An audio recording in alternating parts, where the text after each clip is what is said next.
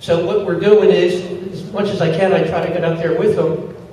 But we meet with the city commissioners, give them a petition, or give them the information, and just keep going on and on. And there will be a time when it becomes on comes on the 9/11 blogger, where they want as many people as possible, thousands and thousands of people, to email, phone, or fax a city commissioner demanding an investigation into 9/11, or into the collapse of Tower 7. Not an investigation of 9/11, because it's just too much for them. But seeing as that building was blown up, and when I go in there, I told you the story of Rudy Giuliani, but I will say firsthand, I said, I know that Rudy Giuliani committed a crime. Everything, all these, wherever it is, all this steel shipped out. I said, how can they do that? My son was murdered, and he shipped all the evidence away from New York City. That is a criminal act, period. That has to be investigated.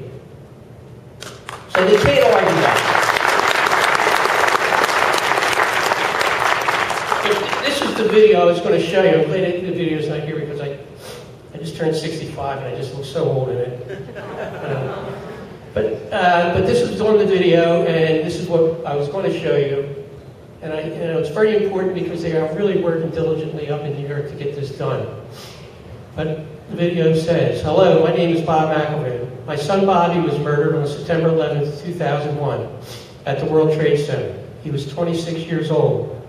Today, March 1st, 2010, I delivered a petition, so this was Monday, to each of the 50 members of the New York City Council on behalf of 1,000 architects and engineers.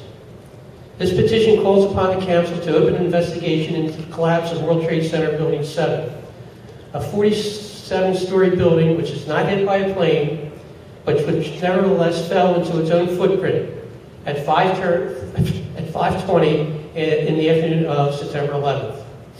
Help us make the City Council, and this is where hopefully calls, faxes, so forth and so on, take action on the findings of scientists, architects, and engineers who have proven that the federal government lied about the collapse of Building 7. Please sign up at NewYorkCityCan.org right now to join a coordinated effort to bring justice to my son and the thousands of others who were murdered on September 11th. We can't let the 10th anniversary of the deaths go by without a real investigation into the events of that horrible day. So that's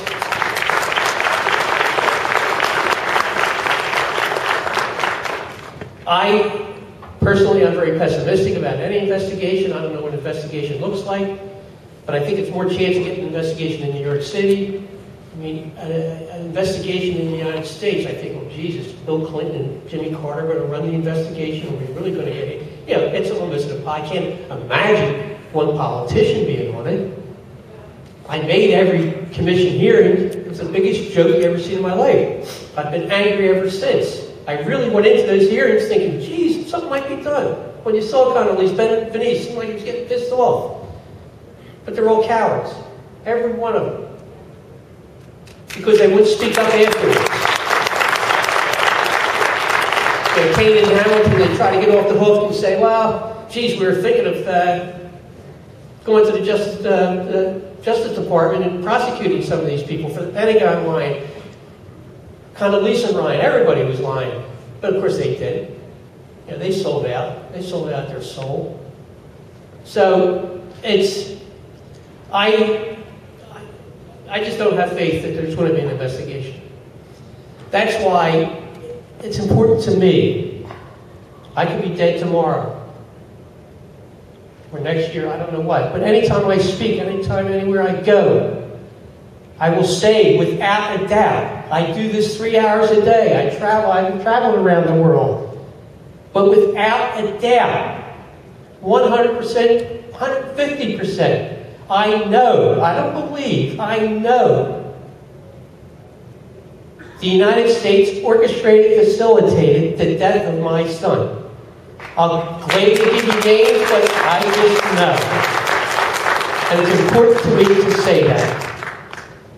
Because I don't want to walk out here and people doubts in their mind saying, well, geez, I'm sure, I'm not positive, and just because I say it's not that important. But it's important to me. So I can leave that legacy to my grandchildren and to friends that want to listen. So again, I really want to thank everyone in here for being here because it brings Bobby's memory alive.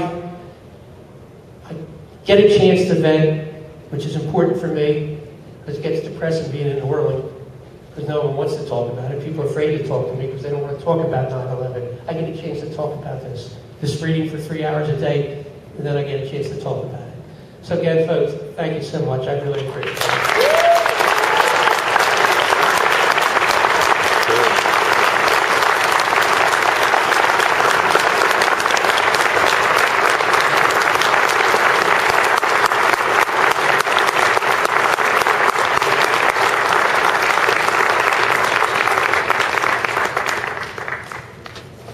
McIlvaine, everyone.